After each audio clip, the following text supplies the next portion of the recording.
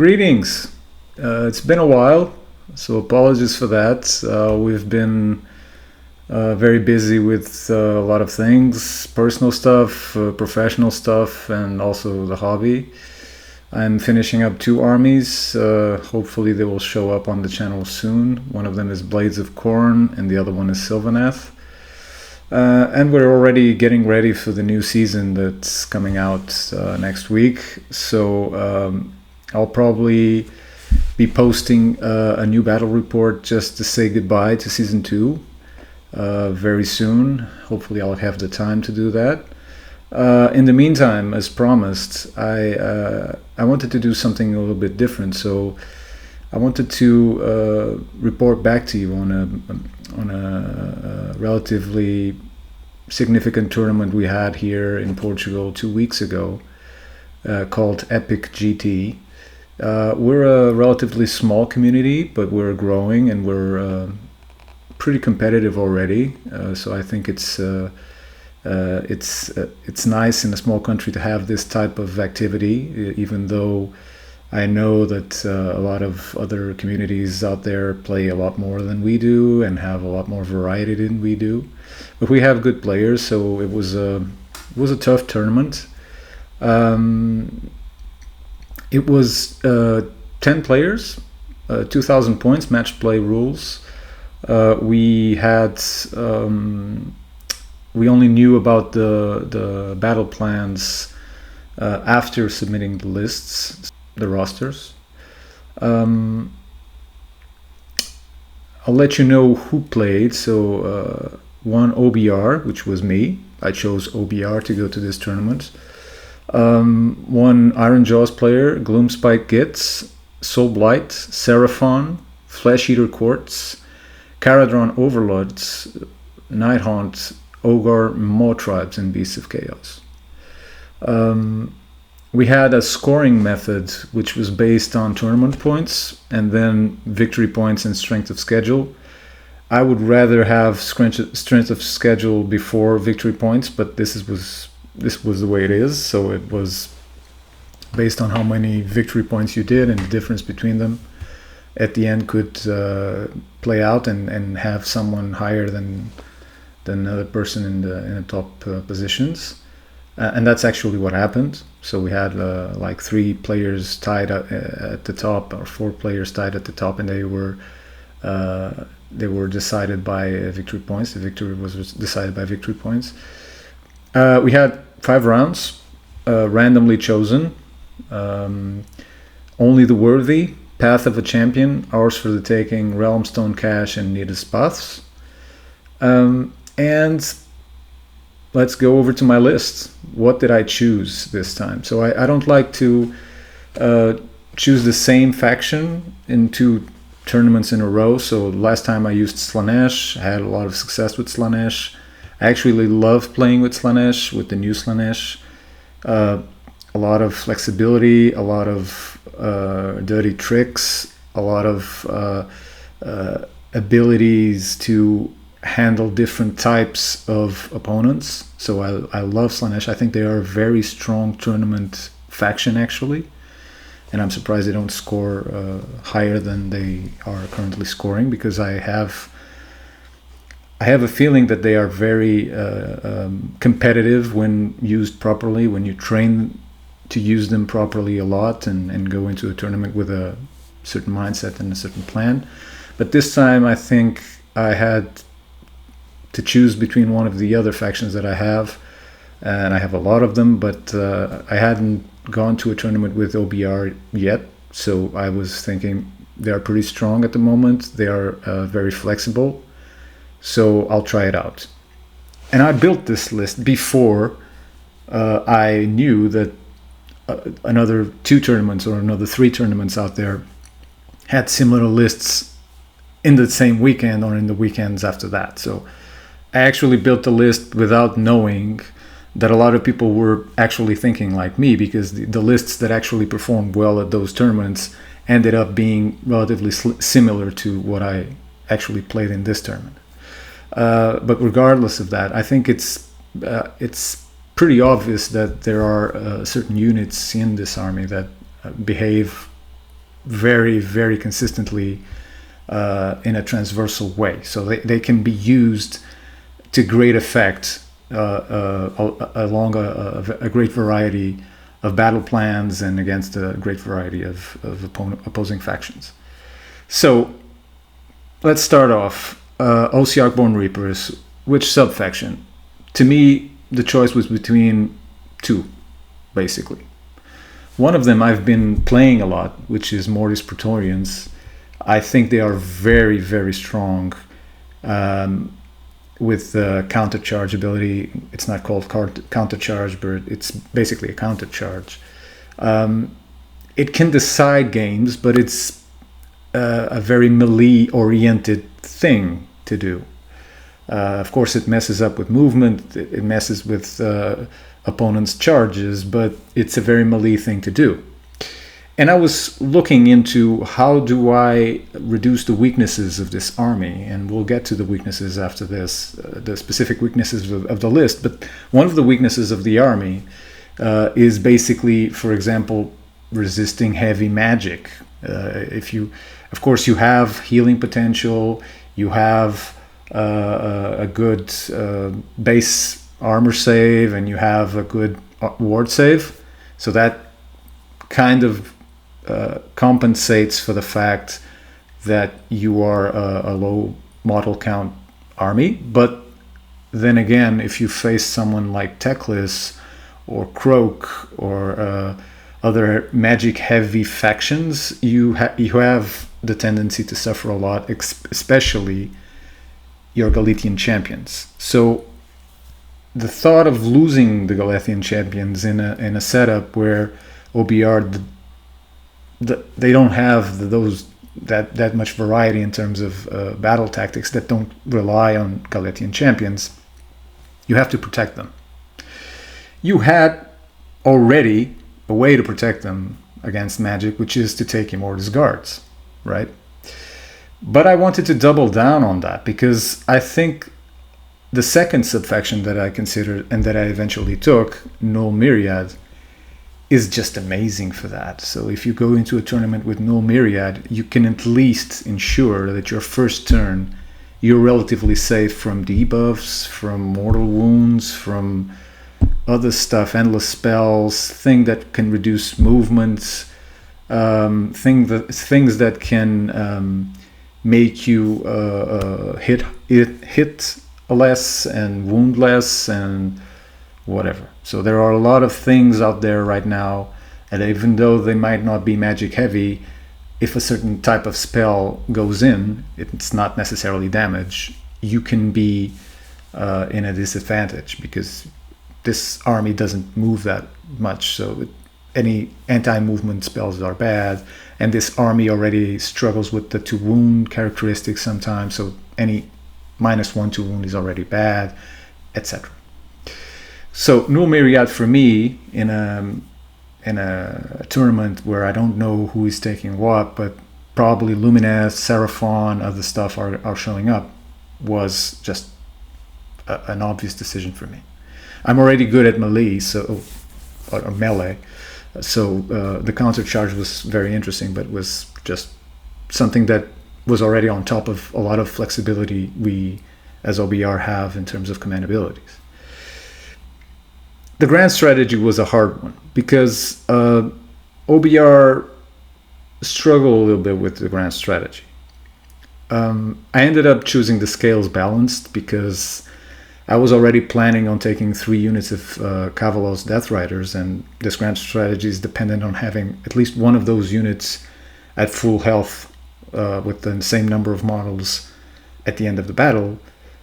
But all of the other grand strategies either relied on the battle plan itself and what the enemy territory was or my territory was, or in conquering a lot of objectives and keeping them somehow. The other grand strategies in the book are relatively hard, so I ended up choosing this one because I knew that it would be very hard for me to have, for example, the Take What's Theirs, which is the second most popular one, I guess, in OBR. It's relatively hard to have that at the end of the game versus some some opponents, like Gloomspite Gits or Soul Blight, or I don't know, factions that have a lot of different units in the pitch, or that have a good way of defending their territory. So it's very hard for me as a low model army and low number of units to have that advantage. So I think it was risky either way. I ended up choosing one that depends more on what I choose to do instead of the battle plan or whatever my opponent chooses to do. So it was a tough choice, but a necessary one. The Triumph was a curious one because I think that charging at the right time with OBR can be key. Now that we have access to re-rolling charges, it's not as bad as it used to be, as a greater risk as it used to be, but it's still very useful if you have those 10 points and someone went over that, to have this ability to re-roll charges, especially for the Immortus Guards, but also sometimes for the Kavalos Death Riders, because they do mortal wounds on the unmodified charge roll. The other obvious choice was the Battle Regiment. I think that, and having as something that is almost granted a Catacross in the army, you have to have a Battle Regiment. Well, you don't have to have, but you should have a Battle Regiment to decide who goes first. This is because his buffs are very, very important for this army, especially against Alpha Strike factions, against factions that can occupy objectives very efficiently and screen for those objectives.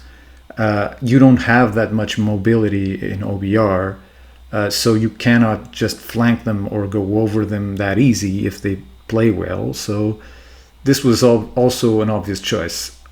This also implies one of the technical weaknesses of the army, which is it actually wants to go first a lot of the times.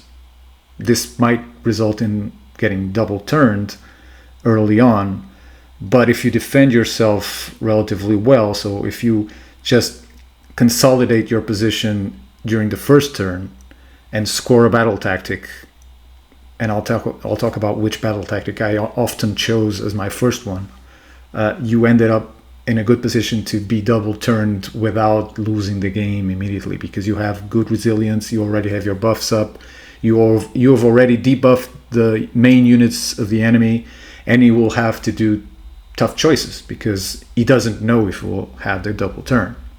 And if he doesn't kill the right things, if he doesn't hit the right things, you heal back and he's in trouble.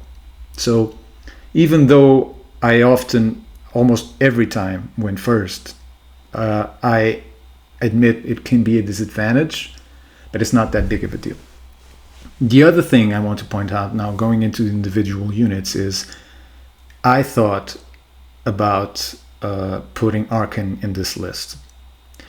But Arkan is a very good wizard. He does a lot of great things with endless spells and with spells increasing their range, and he actually helps me unbind spells, which is kind of hard to find in OBR, apart from Nagash.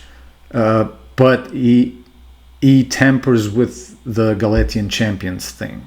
And the Galatian Champions thing is just key in this edition. So you have to have at least one, and to be able to do certain battle tactics, and this army doesn't do a lot of viable ones, I chose to take 2 Bone Shapers instead. Bone Shapers are amazing also. They heal, they can be near Immortus Guard so they don't get hurt. They are small enough so that you don't mess with your movement, and the enemy also doesn't have the ability of reaching them easily. Arkan is a little bit different. When I put Arkan in a list, he has to do several roles. I don't want him to just be a wizard at the back doing stuff. So basically, that was my choice. I took 2 Bone Shapers, aside from Catacross, as my hero slots, leader slots. One of them is a general, of course. He has a command trait that I love because I hate going against card-drawn overlords and other shooting heavy alpha strike armies. And OBR are relatively prone to taking a lot of damage during those encounters. So getting a minus hit to wound, a -1 to hit and -1 to wound, around 12 of him is just priceless. You're immune to magic and you mess with shooting a lot. So even if the opponent wants to go first to hurt you really early, he probably will let you go first because he won't be able to do much to you unless you spread out. So it's very... I know that the OBR command traits are very, very good. All of them are very, very good. I actually like the -3 to charge command trait, but this army has a different philosophy. It has to hold. So regardless of what's charging you, the -3 to charge shouldn't matter. You should hold it anyway. If you're not holding that charge with Immortus Guards, it's because nothing would, and you have to screen the Immortus Guards. And I had one fear in this tournament, which was to face Gloomspite Gits and 72 models in Squig Herds, because a buffed up unit of Squig Herds, all of them hitting, and with the little guy letting them hit when they die, it's just, even Immortus Guards can't take that kind of damage. So it was a trade-off, but the -3 to charge shouldn't matter most of the time, and it's relatively hard to achieve also because it's good for I don't know, people who get too close, but not people who are outside the bubble of 12. So it's tricky. And the 5-up, take your command points back. The command trait, the other command trait that is very good. I just don't roll that much for it. So I don't have the 5+ thing. I never roll a 5, or almost never. And it's nice. It can mess with your opponent's CPs, I know, but you already have something that messes with his CPs, which is Catacross. You don't need to double down on that. So the only thing that I needed to take down as a weakness that wasn't already part of the innate abilities of the army was shooting. And this command trait, I think, is amazing for that. The other Mortisan, Bone Shaper, I gave him Drain Vitality because it's an amazing spell and he's relatively safe, and anyone who gets near gets a -1 to hit, -1 to armor save, so it's amazing. And Tunnel Master, of course, for a cunning maneuver or stuff like that. So it's important to have a source of teleport in this army, otherwise you probably will struggle to score some of the battle tactics. The other Bone Shaper, of course, the Artisan's Key, so being able to heal twice on a 3-up an Immortus Guard is priceless. You can do it twice, so it's very good. And Reinforced Construct to build a wall. Basically, the Immortus Guards are already amazing. If you put a 4-up ward save on them against mortal wounds, they can tackle a lot of things. So if you take this guy and put him just outside 30 from the other wizards and he gets this spell off, and it's not that hard to get, or he's near an arcane terrain, it's just an amazing spell to have. You can deal with stomps, you can deal with spells, you can deal with anything. You can even put them outside of the null myriad bubbles so they can hold up. Then, very simply, 2 units of Immortus Guards, just brick walls, and they are amazing. They actually, I think they're a more flexible and a more efficient unit than the Stalkers, although I recognize each one of them has its uses. But Immortus Guards have the one function I think they are amazing at. It's not only they have a +1 to their armor save, but they protect heroes. And it's very important to protect heroes in this army. Not Catacross itself, but the Galatian champions. That's one of the main reasons I took Immortus Guards and not Stalkers, and also they're cheaper, so it fits the army. The 3 units of Kavalos Death Riders, they're a source of mortal wounds, they're a source of mobility. They are very good at getting to where I want to get relatively fast when compared to other units in the army. And they are part of my grand strategy setup. So this was my list. I'm rarely wholly satisfied with a list. I'm always nervous that I have something that I cannot put my finger on that's a weakness and that I'm not very sure about. But this list just made me feel safe, because I also like, although I'm a more offensive player, I also like to play defensively sometimes. And for me, it's easier to play defensively, to be honest. And this unit is very much a reaction. This army is very much reacting to what you're doing, and it's there. You have to deal with it. If you attack it, it fights back and it punches a lot. If you don't fight it, it just brings a lot of wounds into range, and it just sits there and it goes into you if you're not careful.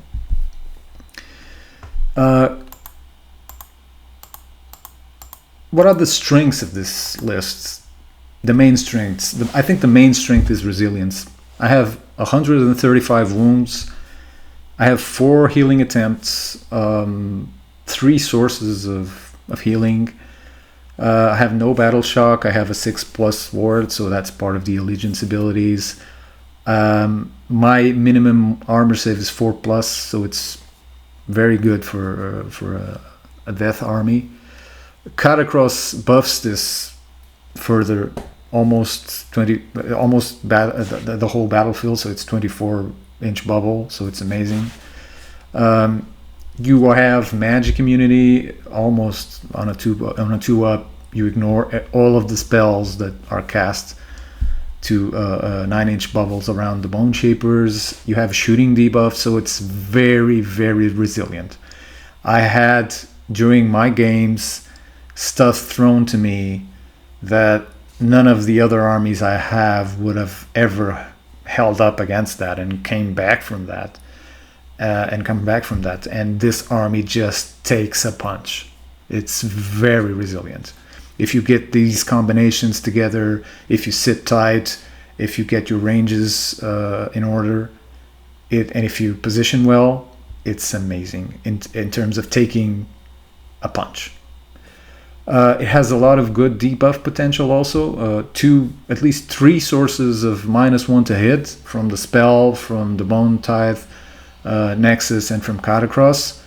And it also has the ability of denying you damage output by reacting with the 5+ ward save. So the Impenetrable Ranks command ability, which is used whenever you're getting attacked. So it can be used in phases where you usually don't use command abilities, such as enemy phases that are outside of the traditional ones.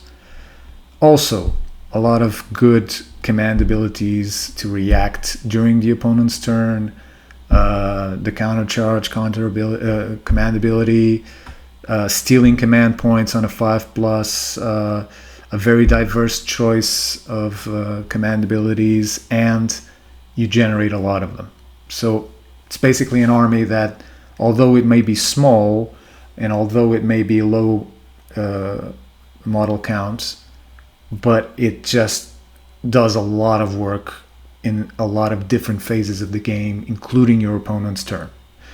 So it's reacting all of the time, and it's taking bonuses, and it's debuffing you. So it's very a mix of Night Haunt in terms of debuffing, and then holding their position. So it's very interesting to play OBR, but you have to, of course, get into it. Weaknesses, and there are a few. Movement. The maximum you can move is 10 + 3 with the command ability, but then if you use that command ability, you don't auto run 6, or stuff like that. So you have to be very careful about movement. If you want to reach a certain thing, you need to save some command points just to put the +3 and the reroll to the charge. And then you have to pile in, namely with your Death Riders. You have to choose wisely where you pile into, etc. Your Immortus Guards are relatively slow, but if you put the +3 on them, they stop being slow all of a sudden. They're not very fast, and if you have, this is another source of weakness, if you have the objectives spread out, or you need to go into a unit that is running away from you and is faster, it may be hard. And this, during the late game, it may be very hard to do this. Again, spreading out is also having to spread out is also a challenge. This is kind of a castle army, although it's not. It doesn't necessarily project power like the Teclian castles, etc. But it's kind of a castle army that just occupies terrain, and if you're not careful, it goes into you and it just wrecks face. But at the same time, if it has to spread out, and if it leaves its protective bubbles or the debuff bubbles or whatever, it starts struggling. So if it gets isolated, it doesn't get healed, it doesn't get buffed, it doesn't get immunity to against spells, it doesn't get the +1 to save from Catacross, etc. And I've had to spread out. In a few games I had to spread my forces out because I had to capture objectives that were fought off, or I had to go after units or to score battle tactics, etc. So it's not easy to spread this army out. So you have to be very careful where you're going, and if you take the chance to run, to get closer in the hopes of getting a double turn or stopping something right there on their tracks. The grand strategy is a big risk. I'd had a couple of games where I struggled a lot to keep it under control, because you have to use every unit. You have a low amount of units, and you have to use your units, and in certain games you cannot just hide a unit of Cavalos Death Riders somewhere. You have to go into someone and something, and sometimes it's hard to get that late game assurance that one of the units is entirely safe. So it's hard to protect a unit while you have to put it under a lot of stress in combat or something like that. And the main weakness, I think, of this army, and I think it's fair, it's a fair weakness, you don't have that much that many battle tactics that are viable.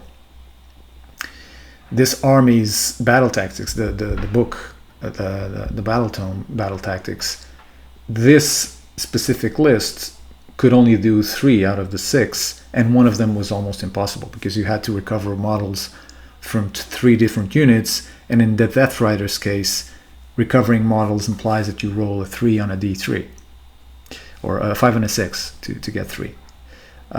So it's not that easy. You depend a lot on the generic command abilities, battle tactics, and so it was tricky. I had to do a list of the viable ones and be very careful about what I decided to use. And if I went into a game where you have that battle plan where you can score 2, if you have a Galician champion near an objective, I would be in trouble. So I would have to manage these battle tactics very well in their sequence, because I might be able to do 2 of them during a turn, but the way the game goes, one of them may not be viable if I didn't choose it right away. So if I waited, it might just not be viable because they killed my Bonereapers or something like that. So the accessible battle tactics that I had: cunning maneuver, gaining momentum, desecrate their lands, an eye for an eye, trample the defiant, and the sculptor's entourage. So I was down to 6 viable, relatively accessible ones.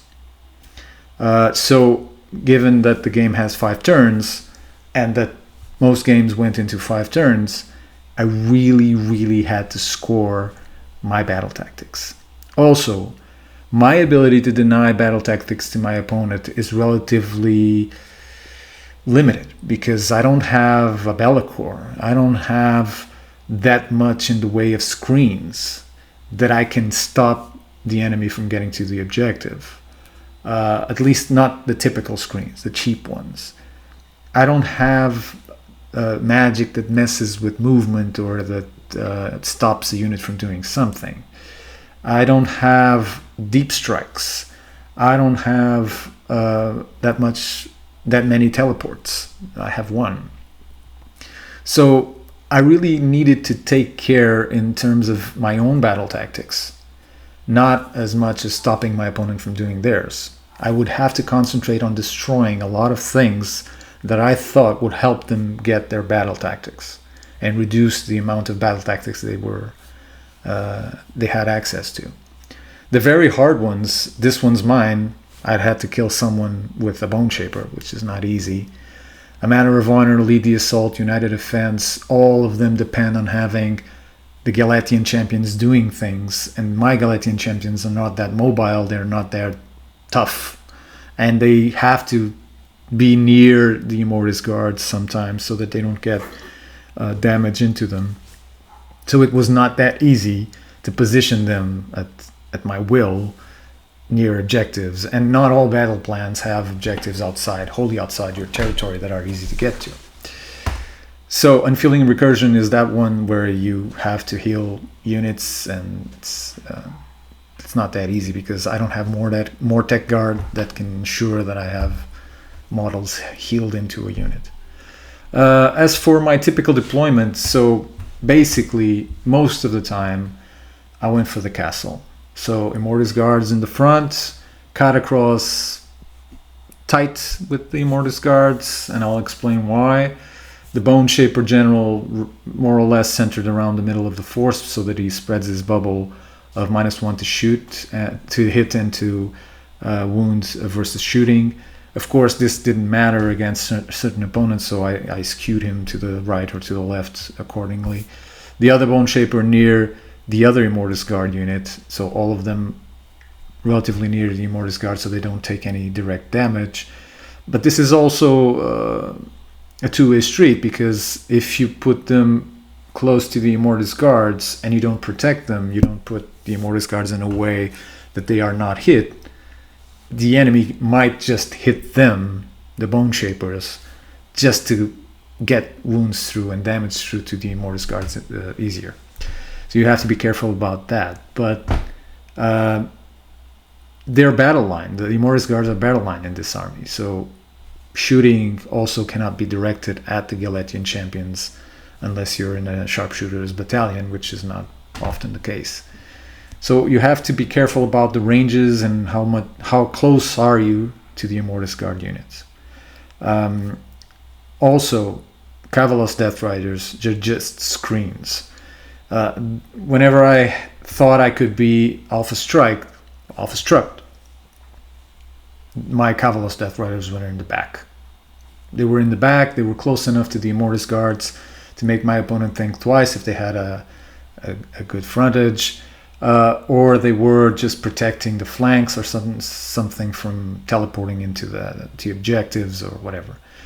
When they're close to the Bone Shapers also, the sharpshooters thing comes into play. So whenever I didn't need to screen the back and the flanks, I just put them in a flank outside of the bubbles so that they didn't need to be in the bubbles just to go grab some objective or something like that, or to threaten an objective. It's a very simple setup. So it's basically a castle and the Immortis Guards in the front. They can take just about anything, and I will explain what they did during this tournament.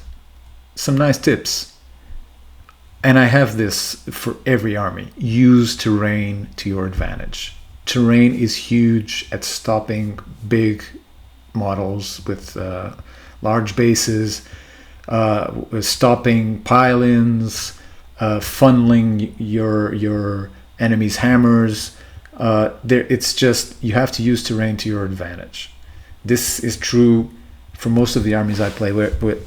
Most of the armies I play don't have cheap screens just to spread them out like they were terrain to stop enemy forces. So terrain is huge. Arcane terrain is important to get your spell through, but don't rely too much on it. Terrain, to me, is more important just to not get flanked, to funnel things into the Immortis guards, to your tough things, to make your opponent have tough choices. Either they go around it, they lose time, or they won't fit, or they won't fit that many models when fighting, or they will have to go into the Immortis guards. So it's an inevitability. Yeah, sorry. Stay close to the Immortis guards with your Boneshapers. This is very important, of course. Also, don't be afraid to take the first turn with this list and with similar lists, because Catacross's buffs are key. They are key to making your army that much more resilient and hit a lot harder. Immortis guards hitting on 2s, and if they get charged, they use the counter charge command ability. They also wound on 2s. Is priceless. So you have to go first, unless you feel like you're too far apart. He doesn't have the ability to go into you turn 1 or to throw something at you in a double turn that you fear. Then you can leave it up to the second turn.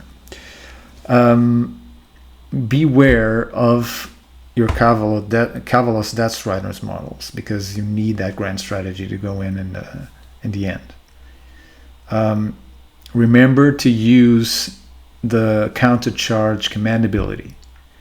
It's during the enemy charge phase, so you can use it and use all-out attack or all-out defense in the combat phase. So it's very, very important to remember, when you get charged, just spend that CP, because you'll be wounding on 2s. It's amazing.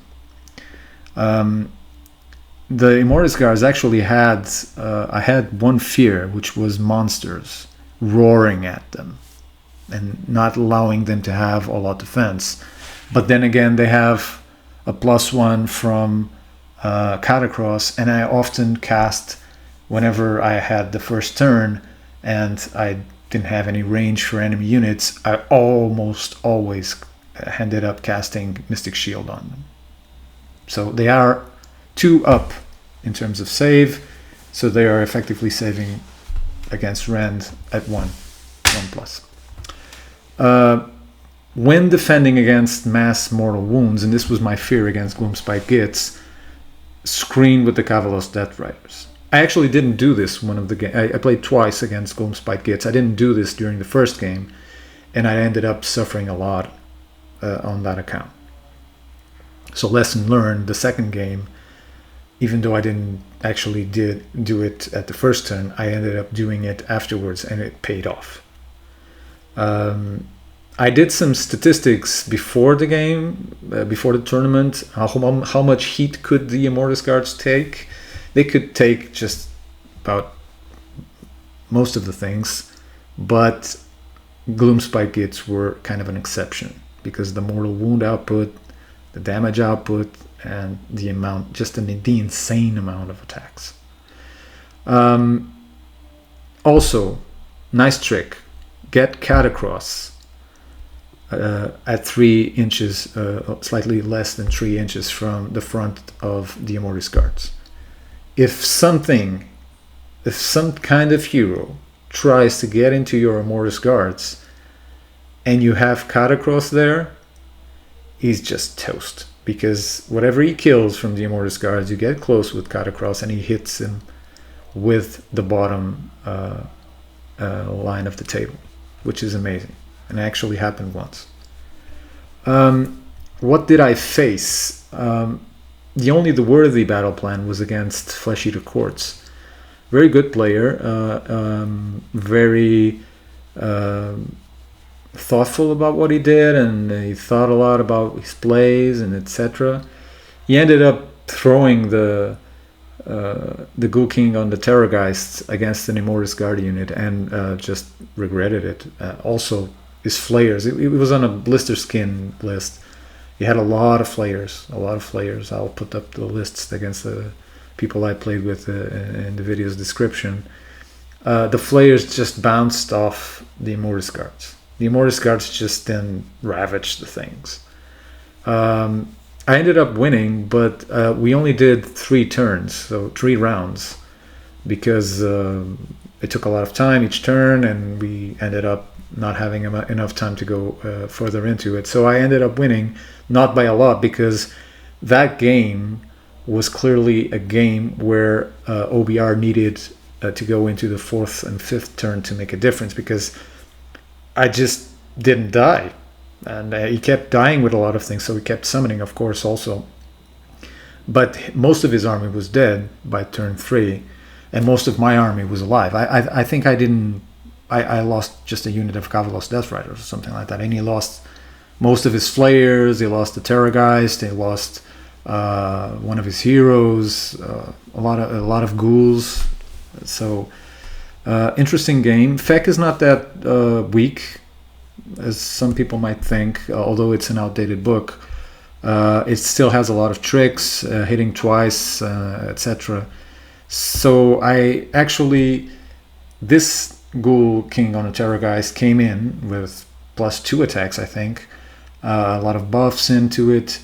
He hit me twice against an Immortus Guard unit, and then he took like 13 damage or something like that. I lost like 1 or 2 Immortus Guards from his 2 attacks.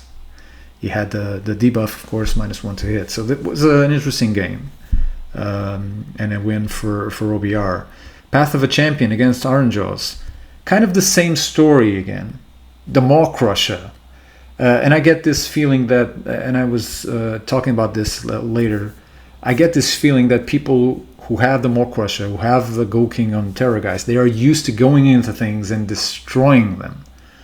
And if you get your math right, you end up knowing that if you go into an Immortus Guard unit that is buffed and you are debuffed, you just won't be able to do it, regardless of the damage, regardless of how many times you fight. And it's a big risk, because if you don't destroy it, if you don't do enough damage or enough, or do something very useful for your overall strategy, you might end up looking at people healing all of a sudden, and then you're suddenly back to square one. I got this experience from 2 of the 2 opponents I fought first. They went in just, I'm buffed, I will break your unit and I will get to Katakros or get to your Bone Shaper or conquer the objective. And effectively that wasn't what happened. Even with Roar. I mean, I could lose some models, but just putting your ward save up, or just debuffing your enemy, or just having Katakros's buff thrown into the Immortus Guard before, it just doesn't allow you to break them. And that was a lesson that both of them recognized later on. They had to attack in another way.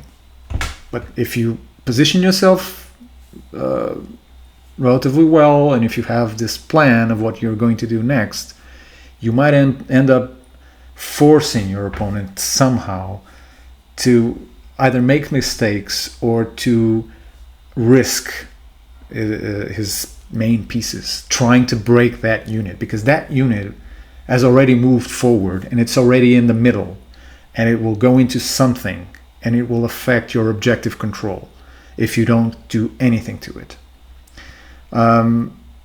Ours for the tanking against ogres was an interesting one. The game started more or less like the 2 previous games.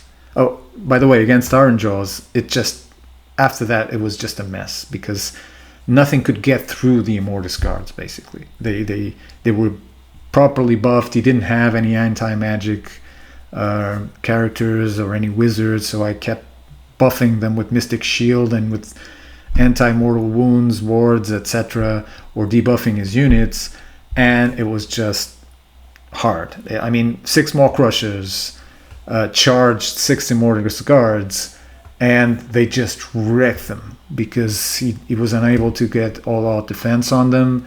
He was convinced he would do a lot of damage, and he didn't, and he ended up taking twice So they activated twice because I didn't activate my all-out defense. I activated for them to strike twice, and they get just wrecked. They just wrecked face. Ours for the taking versus ogres. The game started very much the same as the other two. My opponent had been funneled into an area where Immortus guards were. They were contesting an objective, a very important objective, and they had to do something. So here comes the Stonehorn, the Frostlord and the Stonehorn, just repeating what the Ghoul King on the Terrorgeist and the Mawcrusha did. He went into a unit of Immortus guards, and he just tried his best to break them, and he just killed 3 of them, and they just made him take 11 wounds back. So it was again that realization that that unit has to be handled differently. It has to be screened, it has to be debuffed, it just has to be managed somehow. It's relatively slow, but it's already there. You already moved it forward and you're protecting it. And there's a risk if you don't drop those 30 wounds to 0, they might turn again into 15 wounds or something like that, or even more. So it's very, very hard to deal with that unit if you position it well and if you support it well, and if you don't have that much damage output in your army. So this was the first time I actually thought this unit is doing a lot of work. And the stats just are there. It's just holding up things as it should, as is its thematic to do so. So even though the game started on that front, and the Ogre player almost lost, and then eventually lost the Frostlord and the Stonehorn, a lot of things happened. A lot of big charges, a lot of spreading out of forces, because it was a hard battle plan to play, and he had a lot of teleports and stuff like that. So deep strikes with the hunters, and his main units charged a lot and very far away. So he had, even if sometimes artificially, a lot more mobility than I had. So I struggled in the late game to get all of my battle tactics and to destroy what I needed to destroy and to get where I needed to be. It was a very tough game, not only because of his mobility, which is a lot bigger than mine, but also, or a lot more efficient than mine, and his ability to deal a lot of damage through the charges that I didn't anticipate.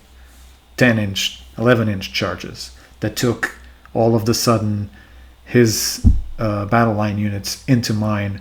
So the big guys, the gutbuster units, and they just, between mortal wounds and damage 2, something went through, and it was very hard to get rid of them. Close win, but a win nonetheless. Then came one of the most decisive games of the tournament.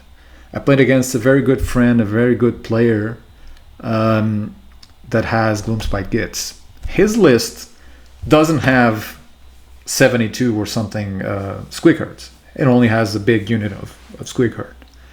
But it does have a lot of tricks. And I'll speak about his list in the chat and in the comments.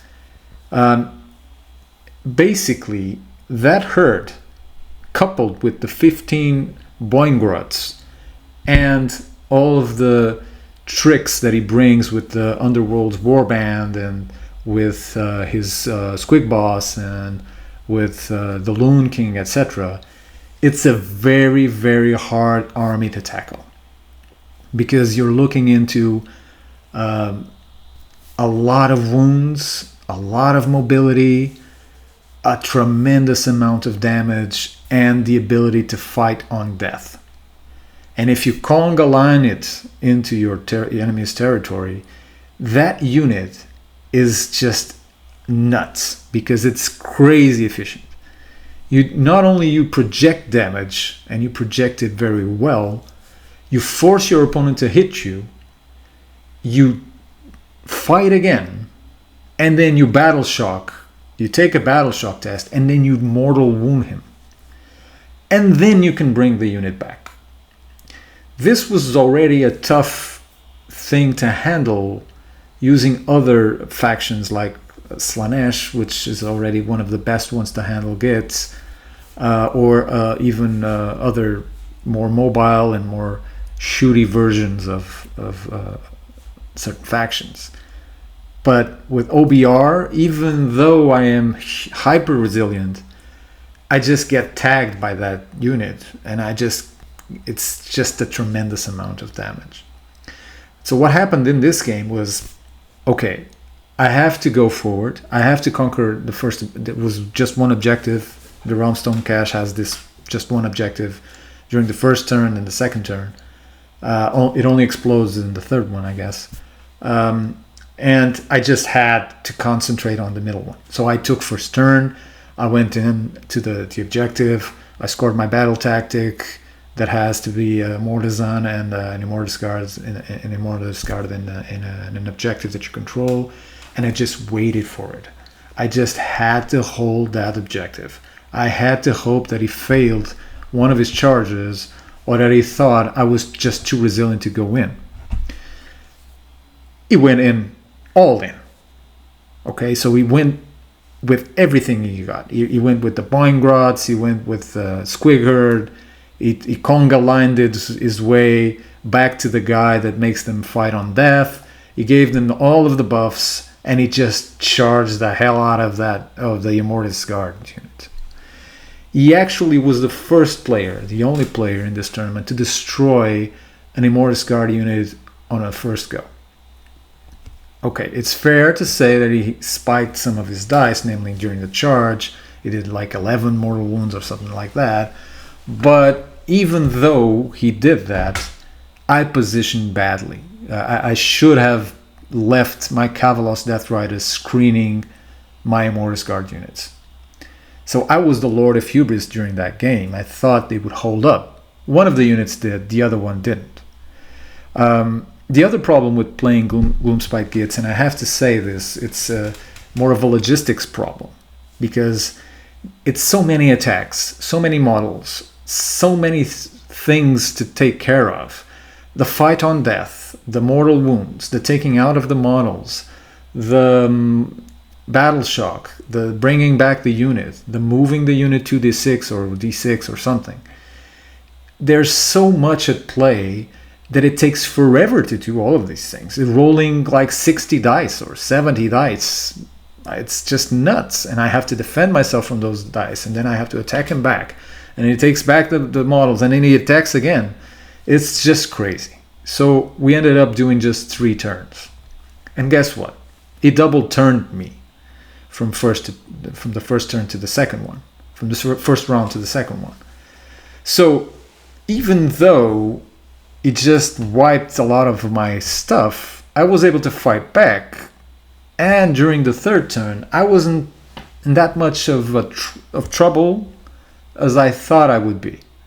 So there was a lot of game yet to be played at the end of the third turn. Unfortunately, we didn't have more time, so it ended up there, and he won. He won by 2 points, by 2 victory points or something like that, because he ended up conquering the objective that blew up, one of the objectives, and scored.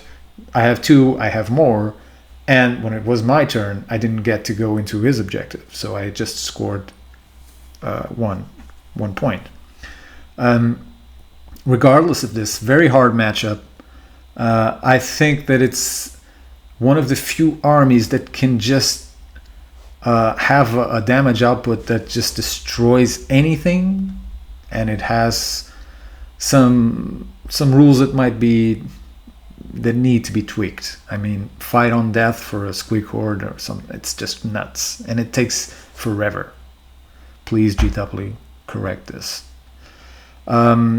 Also, I had the last game. So whenever I lose this game and against this opponent, either he wins the tournament or something strange happens. And something strange happened because I was again paired with the same person in the last round. Amazing. Never happened before. So I went into fighting him again in the last round with his Nidospats. And it was one of those games that was decided in the last play of the last turn of the last round. It was amazing. It was very well fought. I actually, in the middle of all that, and again, it's very, very tiresome to play against a squig horde that can hit twice and that rolls thousands of dice and that positions and pile-ins with 40, 60 models. It's just a mess, and he double turned me again from 1 to 2, from round 1 to round 2, and it took about an hour and a half just to solve all of that stuff between the 2 rounds.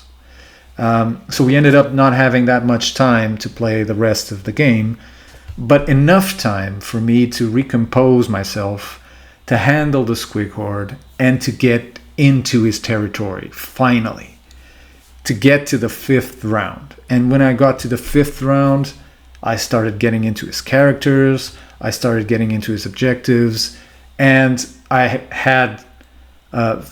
was just very tired. It was the last round, 2 days of tournaments. I had been double turned for an hour and a half, and I forgot to do desecrate their land. So I had desecrate their lands declared, and then I forgot to move this little bone shaper dude 6 inches to get the battle tactic. To be fair, I wasn't going to go back and tell him, oh, I should have done that, so I'm going to do it. So I lost 2 points there, and I ended up winning the game by 2 points because in the last round, he failed one of these attempts to bring back half of a unit near the Loon Shrine, and that won me the objective, stopped him from making his battle tactic, and also allowed me on a lucky 6, which was a rally attempt on a Death Rider, to get my grand strategy up. So, very thrilling. The last play, the last roll of a dice ended up deciding this tournament. Actually, neither of us won, although we did a 4-1. The Feck player also did a 4-1 after losing to me in the first game, and he had more victory points. So the second tiebreaker in this tournament was victory points. I had the highest strength of schedule from the top 4 players, but I had the lowest victory point count after 2 games where I only did 3 rounds actually. But it was a very fun tournament, a very fun experience. OBR are at the moment very strong. I'm not sure how they will be in the next season because the points haven't been released yet. I'm guessing the Immortus Guards will go a little bit up in points, maybe Catacross, but they should be careful about OBR because OBR doesn't have that much variety. So if you start increasing a lot of the units, you end up hurting the army much more than other armies that have ways of diversifying their playstyles or substituting one unit for another. This army doesn't have that much in the way of options. So they should be careful about increasing points. They've already nerfed one of the sub-factions that I actually enjoyed, which was Petrifex Elite, even before I got to use it.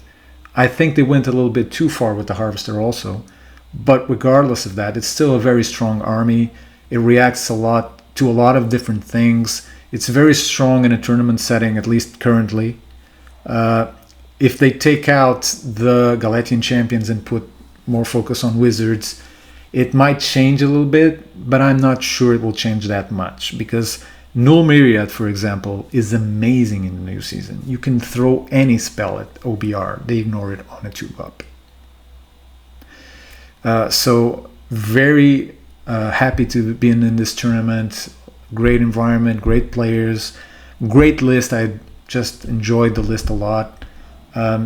I was planning on showing some photos, some pictures, some slides. I can put the slides up for you to download with a couple of notes. But this was basically it. I had this Amazing experience where I had to plan my army, plan my battle tactics, get a grip of what I had to do to get over the weakness of the army, and was actually the first time. Although I'm a veteran, I go to tournaments for 20 years, etc. It was the first time I did it A to Z. I studied the army. I studied what I wanted to do. I trained for what I wanted to do. I looked into other armies, their strengths, what could possibly go wrong. I did some stats, and it's good practice. Good practice. Train your deployment, train your battle tactics, the viable ones. Forget about the other ones. Just focus on the ones you can do. Very interesting. The tournament ended up being given to Feck, which is amazing. An outdated book. Very good player. I hope you enjoyed this. I know it's just me talking, so it's not cinematic stuff or a battle report, but it's just my experience from a tournament setting. I hope it's useful for you, and I hope to see you very soon again in one of our epic battle reports. So stay tuned, and apologies for the delay. Bye.